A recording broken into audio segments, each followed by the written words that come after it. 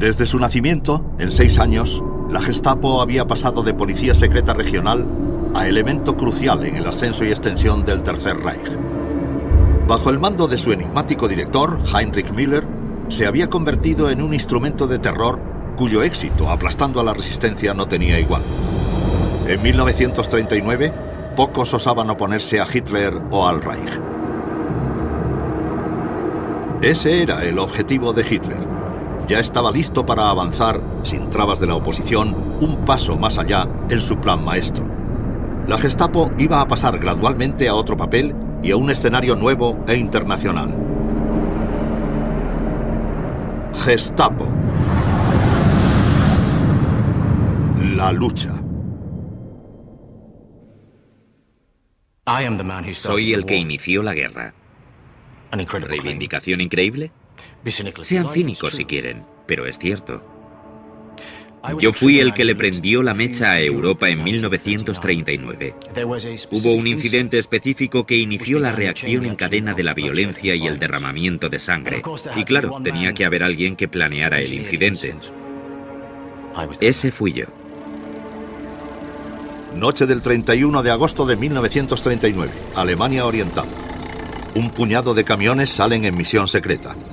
Se trata de la Operación Tannenberg, con órdenes directas del jefe de seguridad, Reinhard Heydrich, y de su ayudante, el jefe de la Gestapo, Heinrich Müller. Se había ido acumulando la tensión en la frontera entre Alemania y Polonia. La prensa alemana había informado de que había habido muchas provocaciones polacas, todas ellas infundadas. Alfred Nojoks era un oficial del servicio de seguridad bajo el mando de la Gestapo, y más tarde describiría alegremente el papel que desempeñó esa noche. Me ordenaron que fuera a Gleiwitz con 5 o 6 hombres de la SD y esperara allí hasta que recibiera la contraseña de Heydrich. Nojoks esperaba la contraseña «La abuela ha muerto». Cuando llegó, Nojoks y sus hombres entraron en acción. Heydrich dijo: para poder llevar a cabo este ataque, informad a Müller de las conservas. Las conservas era la contraseña de cadáver reciente que se recibió sin ánimo. Luego, Nojoks y sus hombres entraron apresuradamente en la emisora local de radio en la parte alemana de la frontera, fingiendo ser soldados polacos. Hicieron unos cuantos disparos y un comentarista polaco avisó a la población local para que se levantaran contra los nazis. Los falsos polacos desaparecieron, dejando el cadáver allí, salvo que no estaba muerto. Le dejamos tumbado en la entrada de la emisora. Estaba vivo, pero inconsciente. Intenté abrirle los ojos. Por sus ojos no se podía saber si estaba vivo, solo por la respiración.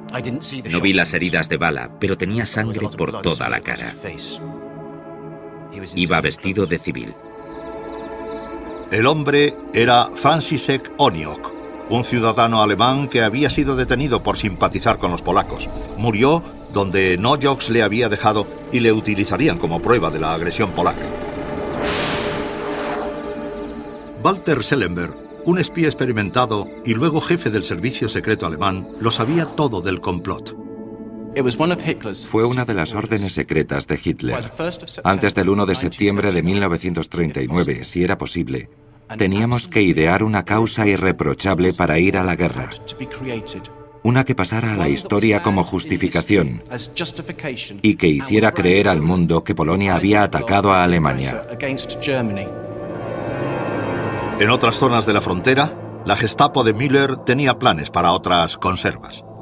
Delante de mí, Müller discutió otro incidente fronterizo en el que tenía que parecer que unos soldados polacos estaban atacando a las tropas alemanas. Müller dijo que tenía a 12 o 13 criminales condenados a los que iban a vestir de soldados polacos e iban a dejar muertos en la escena del crimen para que pareciese que habían muerto en el ataque. Por esa razón, un médico pagado por Heydrich iba a administrarles inyecciones letales. Luego les iban a disparar también. Tras el asalto iban a llevar a miembros de la prensa y a otras personas al lugar del incidente. Además, había preparado un informe de policía. Los planes de la Gestapo habían funcionado. En unas horas, Hitler denunciaba un total de 21 supuestas incursiones fronterizas por parte de los polacos. Am Tage der Danziger Freiheitskundgebung hatte der Führer die Männer des Deutschen Reichstags einberufen.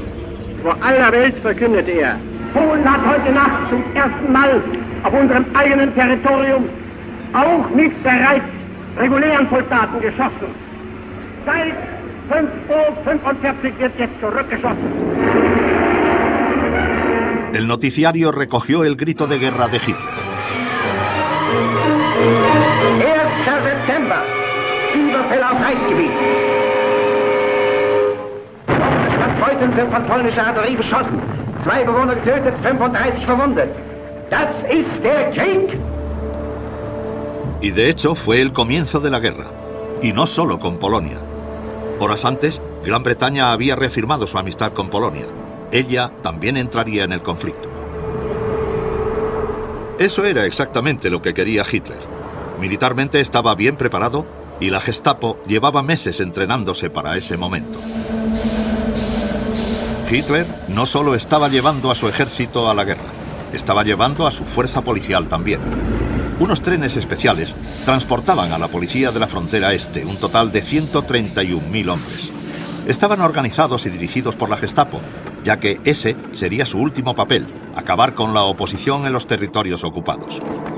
En los planes de Hitler, los tanques y los soldados eran solo el comienzo.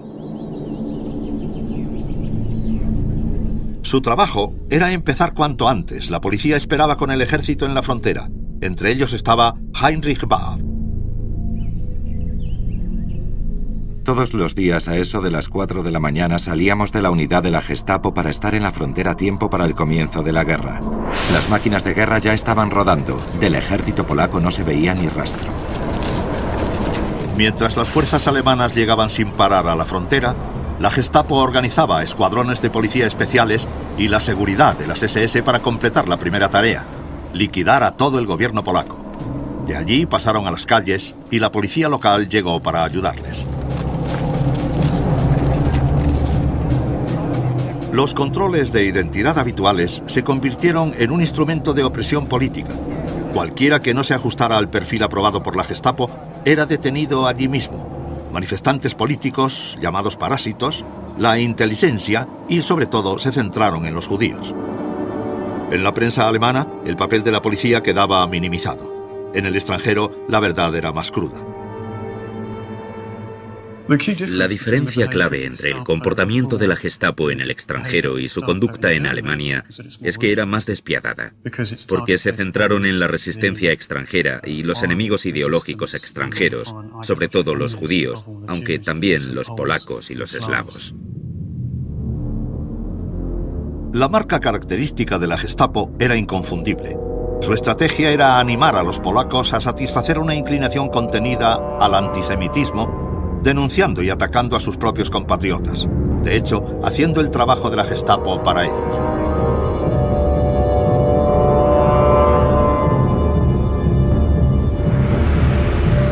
Los detenidos eran deportados a los nuevos campos de concentración en el este, diseñados a partir del original de Himmler en las afueras de Múnich, Dachau. El poder combinado de la Wehrmacht y la Gestapo eran sobrecogedores. En unas semanas Varsovia había caído. Me sorprendí al ver que la preciosa ciudad que había conocido había quedado reducida a escombros y cenizas, a gente hambrienta y acongojada. Una nube de polvo se cernía sobre la ciudad y el olor dulzón de la carne quemada lo inundaba todo. Todo estaba silencioso. Varsovia era una ciudad muerta.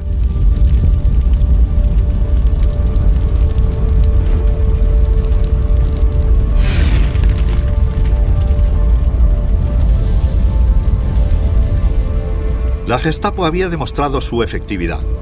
Desde entonces sería la clave del control alemán sobre los territorios ocupados, la piedra de toque de su expansión.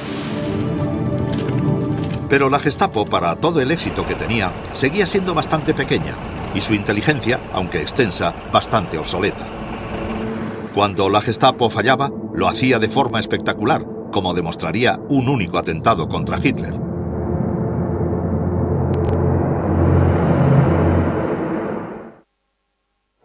Am Vorabend des 9. November erfolgte das ruchlose Bombenattentat auf die traditionelle Führerkundgebung im historischen Bürgerbräukeller. Der Führer hatte die Versammlungsstätte kurze Zeit vor der Katastrophe verlassen. Wäre die Kundgebung wie üblich verlaufen, so hätte der Mordplan sein Ziel erreicht. La explosión fue cosa de un solo hombre. La Gestapo no sabía nada. Ni se lo esperaba ni habían detectado la bomba. Fue un fallo espectacular. Hasta para la Gestapo, la niña de los ojos del Führer, recuperarse de ese desastre no sería fácil.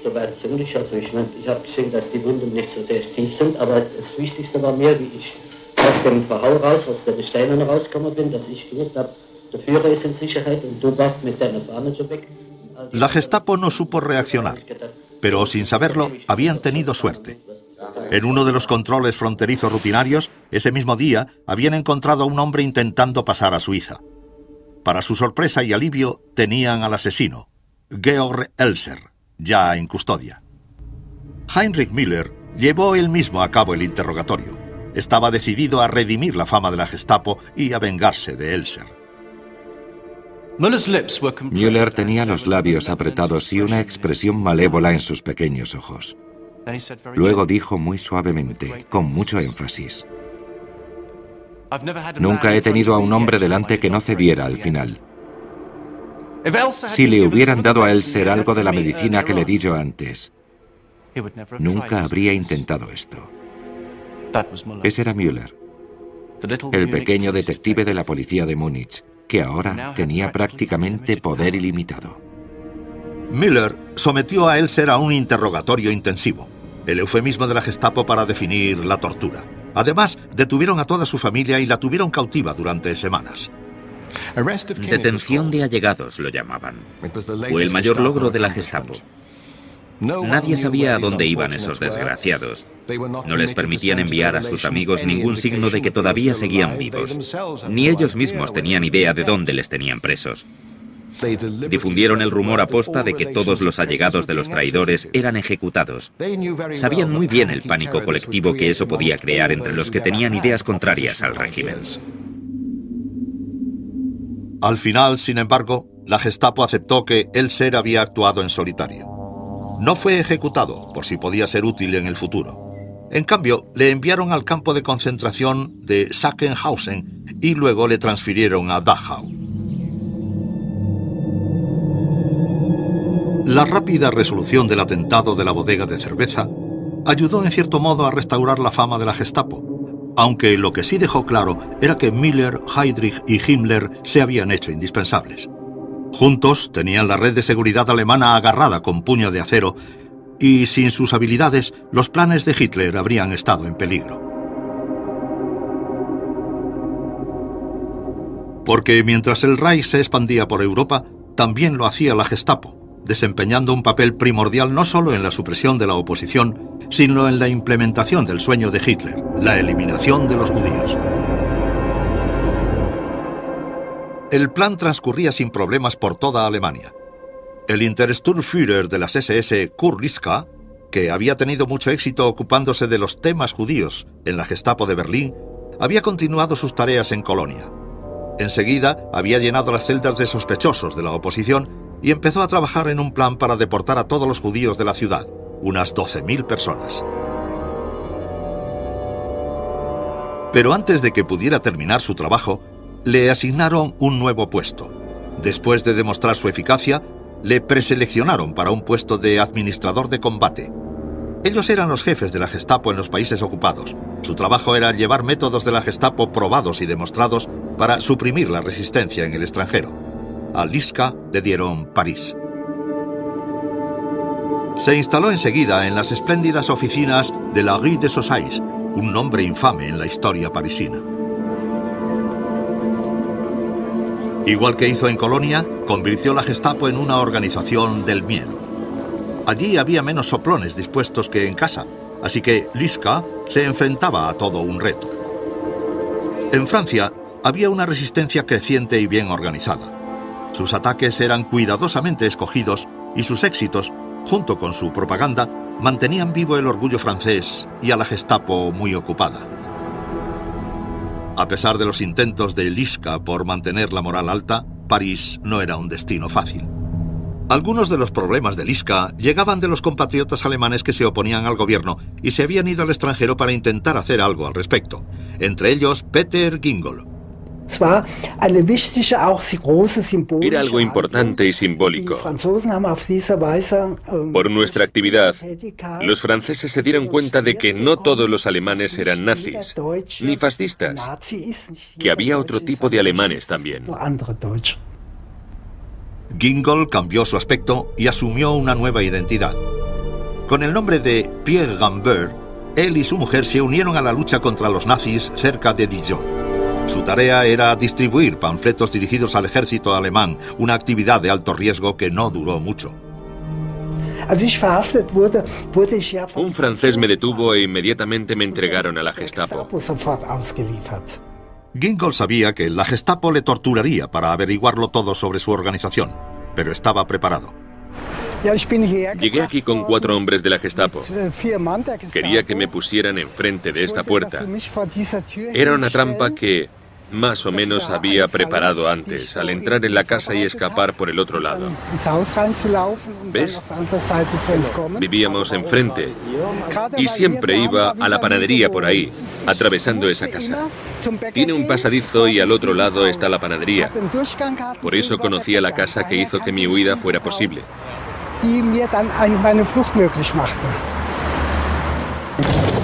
Sabía que corría para salvar la vida.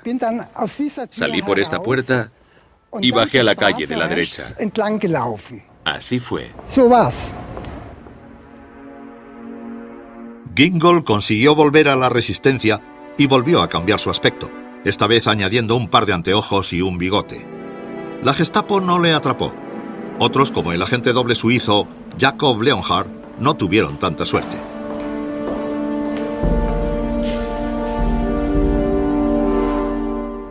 Me desperté sobresaltado por un dolor punzante. Cuando abrí los ojos e intenté sentarme, alguien me golpeó fuerte en la cara. Había un hombre corpulento de las SS al lado de la cama y otro detrás de él con una metralleta. «Levántate, cerdo», me gritó, y me golpeó otra vez en el pecho con la porra, dejándome sin aliento. Me sacaron a la fuerza de la cama y me ordenaron que me vistiera, golpeándome todo el rato. Se llevaron mi pasaporte y mis pertenencias y registraron todo en busca de armas. Por un instante, pareció que el hombre de las metralletas me iba a disparar allí mismo, pero el otro le detuvo. «No lo hagas. Tenemos que llevarle al cuartel». Me sangraban la boca y la nariz, tenía la cara llena de sangre y se estaba empezando a hinchar. Apenas podía moverme. Me arrastraron hasta el coche, me llevaron por la ciudad a toda velocidad y se detuvieron en un edificio que tenía una placa en la puerta: Policía Secreta del Estado, la Gestapo. Pusieron a Leonhardt en custodia protegida, el eufemismo de la Gestapo para definir el arresto político. Se quejó al oficial interrogador de que era inocente. Herr Leonhardt dijo: «Sabe que tenemos métodos que le harán darnos una confesión». Pero yo insistí que no tenía nada que confesar. Me vendaron los ojos, me empujaron la cabeza para estamparme la cara contra la pared. Se me rompieron las gafas y sentí un dolor agudo en los ojos. Me tambaleé hacia atrás, pero no me dejaron hasta que me desmayé, incapaz de moverme, con las cejas rotas, los pómulos destrozados y la nariz rota.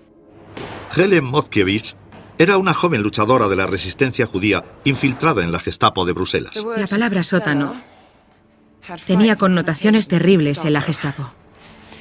Era una cámara de tortura digna de la Inquisición. Oí unos gritos tan estremecedores que perdí la cabeza e impulsivamente corrí hacia la fuente. La puerta de la habitación estaba abierta y dentro había 2 torturadores desnudos de cintura para arriba, azotando a un hombre encadenado a lo que parecía una mesa de carnicero. Le habían golpeado el cuerpo hasta dejarlo en carne viva, una masa de jirones de carne cortados y heridas abiertas. Cuando los hombres me vieron, se detuvieron sorprendidos. Uno de los hombres me preguntó qué demonios estaba haciendo allí. Le solté que los gritos del hombre se podían oír arriba y le pregunté tontamente qué sentido tenía pegarle hasta matarle si no hablaba. En París, Kurt Lischka había recibido un nuevo encargo. Debía comenzar las deportaciones de todos los judíos de Francia. y ahí es donde creyó que de verdad podría demostrar su valía. Cuando al final París fue liberada en 1944, la Gestapo no tuvo tiempo de destruir los informes. Las montañas de documentos que dejaron tras de sí son el testimonio de la diligencia de Liska.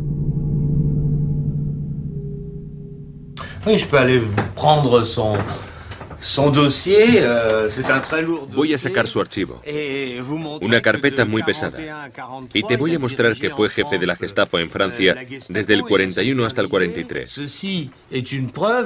Es una prueba de que los judíos que estaban bajo la autoridad alemana eran enviados al exterminio sin demora. Que les juifs qui se trouvent dans le pouvoir allemand vont vers leur extermination physique sans reste. Aquí están las iniciales de Litzka y su firma. Él leyó este documento y eso es lo que hay sobre Litzka y la cuestión judía. Et donc, voilà ce qui concerne Litzka dans la question juive. Como primer paso, todos los judíos apátridas que habían huido a Francia tenían que ser detenidos. No había suficientes agentes de la Gestapo para hacerlo, así que una buena solución era encargar la tarea a la policía colaboracionista francesa. Por los documentos que hay publicados y por todos estos libros sobre la solución final de la cuestión judía en Francia, sabemos que hoy el 90% de los judíos en Francia fueron detenidos por la policía francesa, bajo órdenes de los alemanes ocupantes, claro, y ahí la Gestapo tuvo un papel muy importante. En total, 80.000 personas fueron retenidas en el campo de tránsito de Drancy por órdenes de la Gestapo antes de ser deportadas de Francia a Auschwitz. Pero había trabajo de sobra para la Gestapo, organizando deportaciones por toda la Europa ocupada.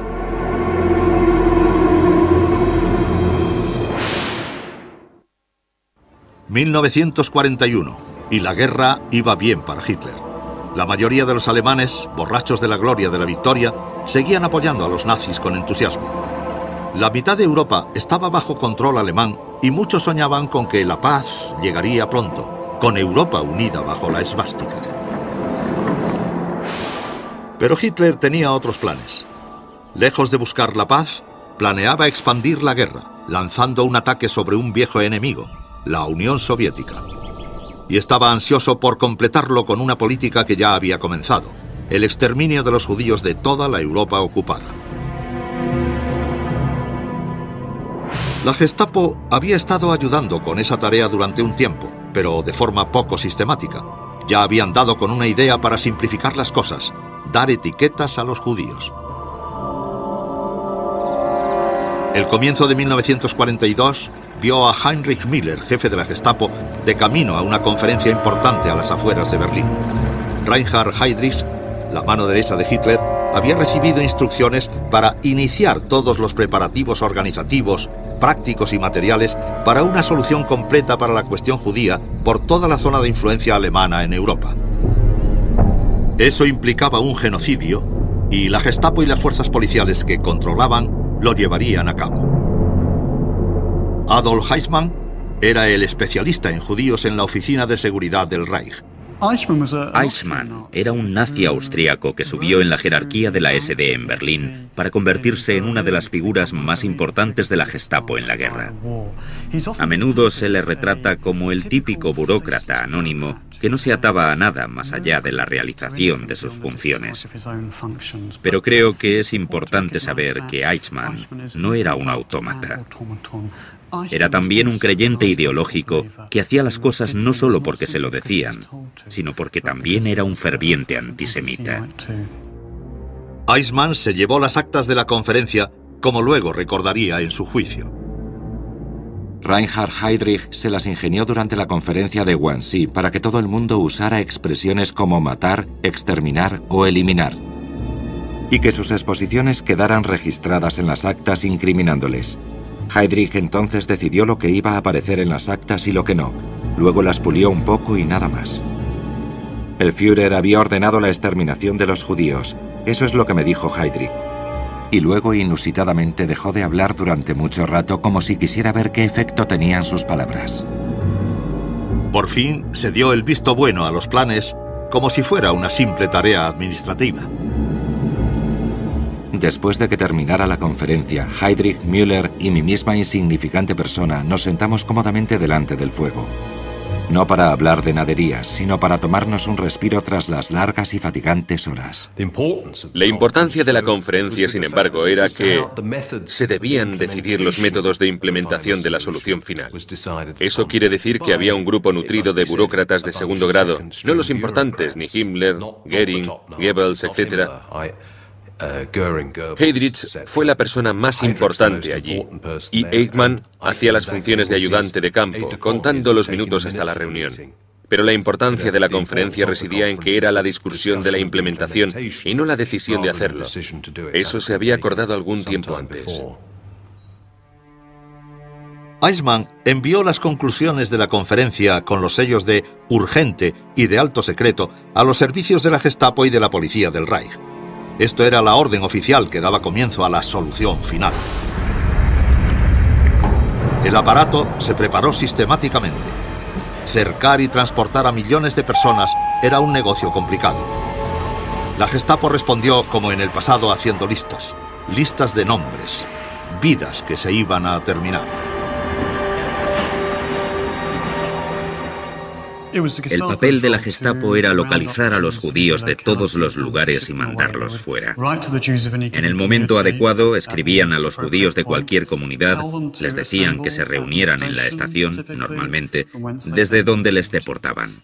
Y también era la Gestapo la encargada de organizar las deportaciones en general, así que la Gestapo hacía de nexo con el sistema de ferrocarriles del Reich para coordinar el transporte en tren hacia el este. La Gestapo buscó toda la ayuda que pudieron encontrar. La activista de la resistencia judía, Helen Moskiewicz, se infiltró en la Gestapo. No puedo describir el miedo que sentí cuando entré en el temible edificio de la Gestapo aquella mañana. Hasta ese momento, nunca había agradecido mi posición. Una chica judía belga con el papel de una Fräulein alemana, al lado de un Obersturmbannführer, el coronel a cargo de la Gestapo de Bruselas, pasando en silencio al lado de la guardia por aquellos pasillos tan largos, y a la que saludaban con el rápido Heil Hitler y el golpe de tacón. Uno de los trabajos de Helen era preparar las listas. Una vez más, la Gestapo encontró la forma de que otros hicieran el trabajo por ellos. El anuncio decía que se recompensaría con 40 francos belgas a todo ciudadano cuya información resultara en la detención de un judío. Cuando empezaron a llegar cartas a montones, fueron desviadas al sargento de nuestra oficina. Con el tiempo tuvimos que poner parte del correo en la mesa del Obersturmbannführer, donde se acumulaba hasta que alguien de más rango decidía qué hacer. Gracias a esos retrasos y al hecho de que pocos judíos permanecían mucho tiempo en el mismo sitio, bastantes personas a las que habían denunciado pudieron cambiar de escondite antes de que la Gestapo les atrapase, pero muchos no pudieron escapar. En una de esas listas estaba la familia May de Bühlberg. Ludwig, el padre, Millie, la madre, y su hijo de 12 años, Herbert.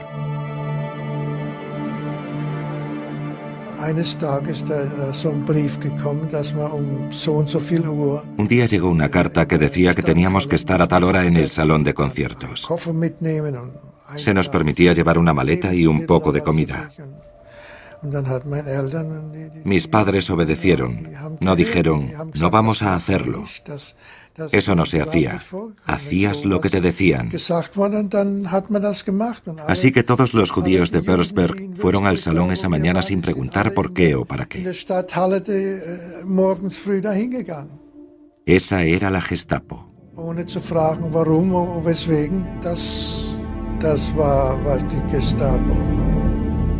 En todo el Reich, la Gestapo supervisaba la retirada de judíos. Amigos y vecinos miraban, pero no veían nada.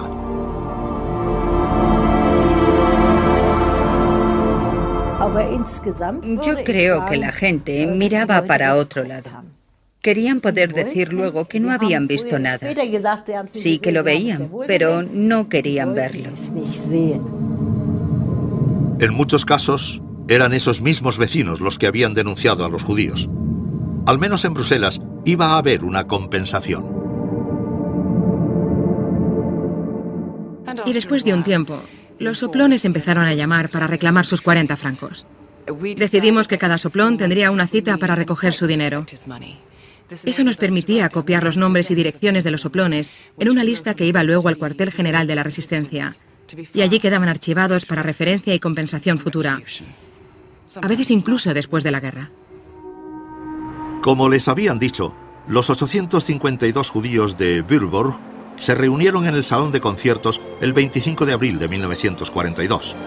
Esperaron a recibir instrucciones entre las imágenes familiares de la vida normal, como los carteles de un concierto a la noche siguiente, un espectáculo de Wilhelm Strings, un cantante de baladas. Para los que estaban allí reunidos, esa sería la última vez que verían algo reconfortante o normal. Pocos volverían siquiera a ver sus casas. 1942, y la Gestapo estaba organizando deportaciones por todo el Reich y los territorios ocupados. En Würzburg habían llamado a 852 judíos a que acudieran al salón de conciertos. Unos oficiales de la Gestapo local hicieron un disco para su propio entretenimiento. Está archivado con fotos donde se burlan de sus víctimas.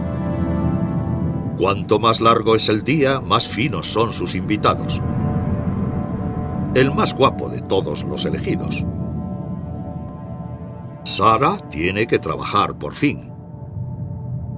Entre la multitud, la familia May. Estuvimos allí 1 o 2 noches. Una mañana nos dijeron que saliéramos y nos llevaron hasta la estación de tren.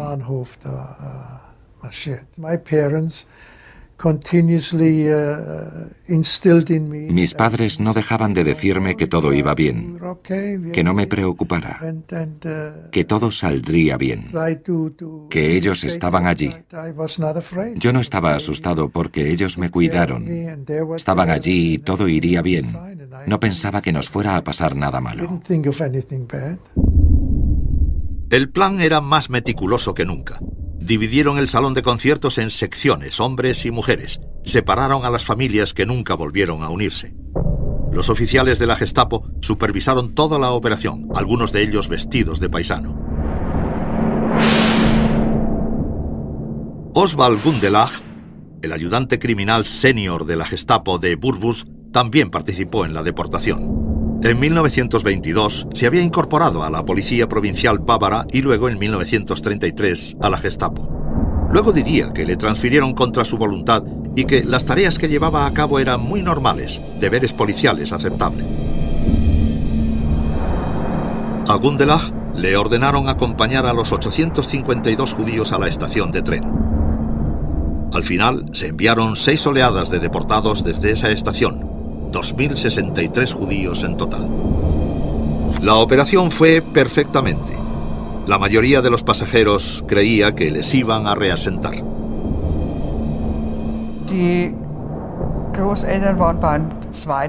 Mis abuelos iban en el segundo transporte desde Nuremberg a Izbica, en Polonia, en marzo del 42. Sé que el padre de mi madre la acompañaba justo hasta el sitio de recogida de la estación Langwasser, desde donde los deportaron.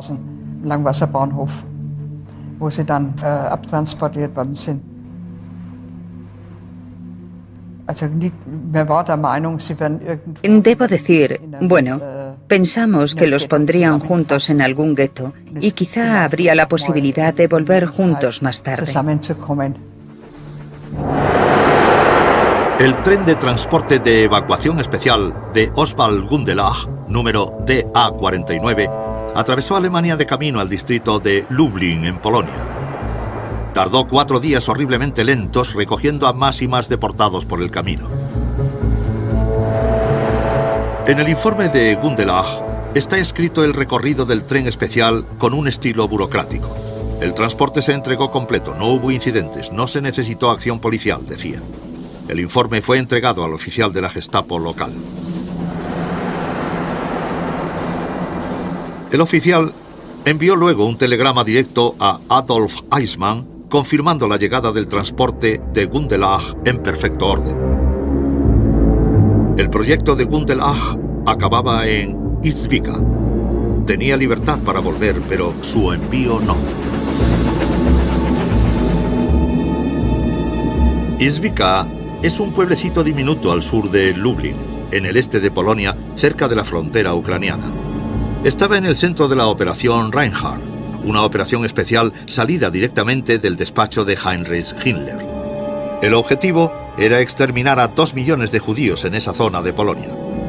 Izbica fue dispuesta para ser un gueto de paso, ya que está en el cruce de la red de ferrocarril que une los campos de exterminio de Belzec y Sobibor, en el sur, con Majdanek y Treblinka, en el norte. El mismo Himmler lo visitó. El lugar desempeñaba un papel importante en su plan. A su lado, el jefe de la Gestapo local de Izbica, Kurt Engels. Engels empezó su carrera como policía en Colonia. En 1940 llegó a Izbica como jefe de la Gestapo local. Era un hombre brutal y sádico que para entretenerse paseaba en moto por el pueblo buscando judíos a los que disparar.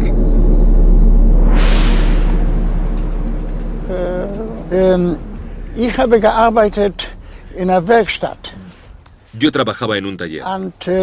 Cuando Engels llegó a Izbica tenía una moto, una BMW. Llegó al taller donde yo trabajaba con un amigo, Wolf. Me mandaba limpiarle la moto constantemente. Encontraba a gente, a judíos todos los días. Los llevaba al cementerio y les disparaba. Decían de Engels que no podía desayunar antes de disparar a un judío.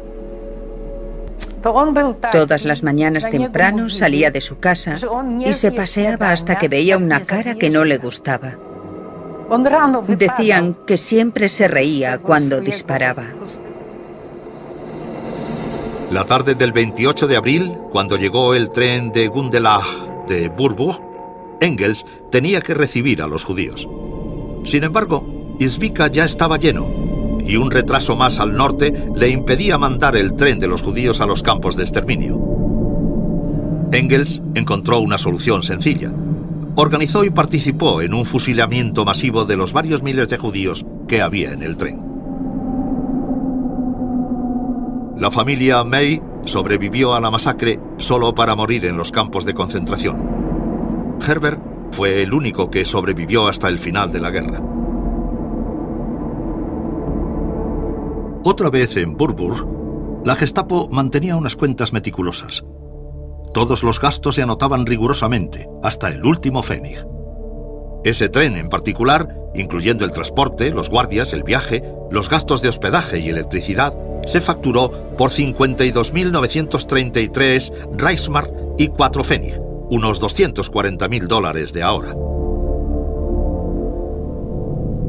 Trabajando juntas, la Gestapo y la policía peinaron toda la Europa controlada por Alemania para enviar más cargamentos a Izbica. En los siguientes 2 años, casi 2 millones de personas fueron transportadas a los campos de exterminio por esa ruta. No se podría haber realizado sin el trabajo dedicado de la Gestapo, pero poco después recibiría un golpe que haría temblar a los servicios de seguridad en lo más profundo.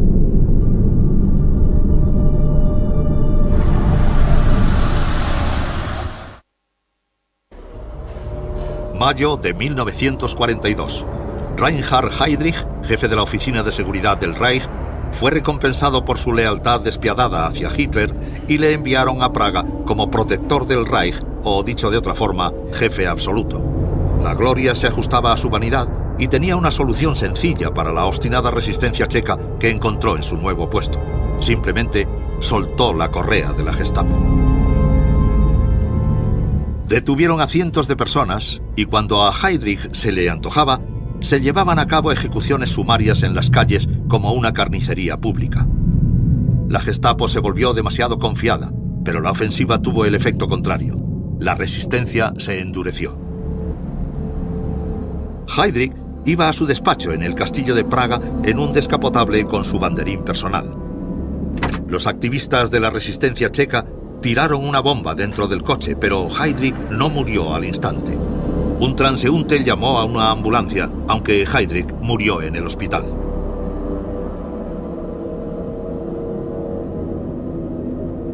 La Gestapo, una vez más, había sido humillada de la forma más pública posible.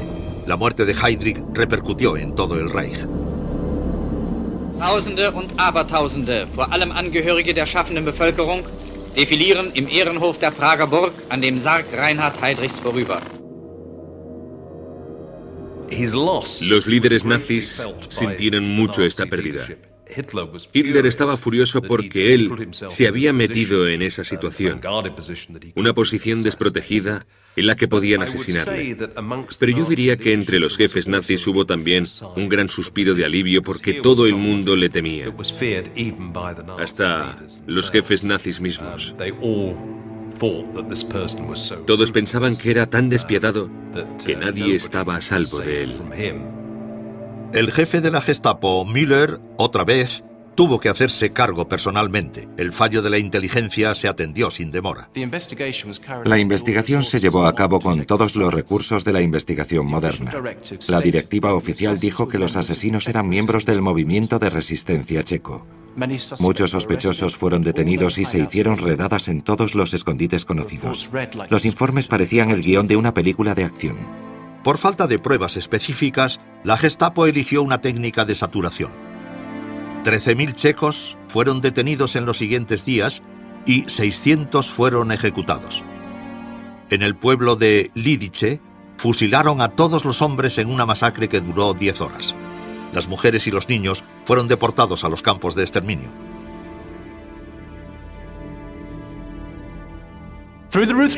Por la crueldad de la Gestapo acorralaron a 120 miembros de la resistencia checa en una pequeña iglesia en Praga, donde los sitiaron. Fui a ver a Müller. Me dijo, mañana tomaremos la iglesia. Esperemos que los asesinos estén allí dentro. Al día siguiente se lanzó un ataque masivo contra la iglesia. De los activistas checos, ninguno llegó a manos alemanas vivo. Se había abierto una compuerta de venganza. Mientras Hitler enterraba a Heydrich en Berlín, la violencia se extendía por el este. La Gestapo y la policía regular involucrada en la Operación Reinhardt fueron enviados a participar en las masacres. Entre ellos estaba Oswald Gundelach. Más tarde, insistió en que se coordinaran cuidadosamente operaciones contra los partisanos.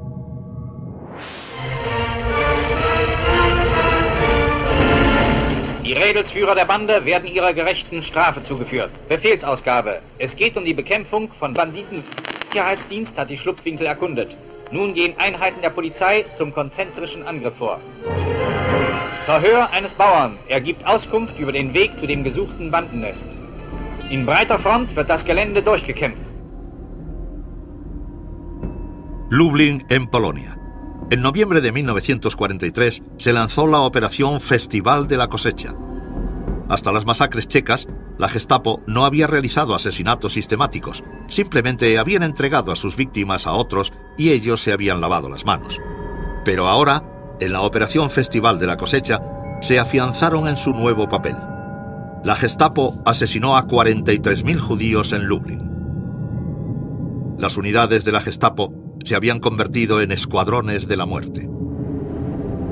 Los agentes de policía describían sus nuevos deberes en cartas y diarios. Si las víctimas no querían hacer lo que se les decía, les pegábamos.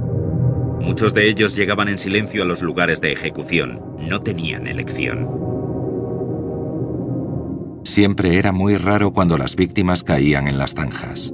No se caían de la misma forma, sino que a veces se mecían y otras veces caían en un orden irregular.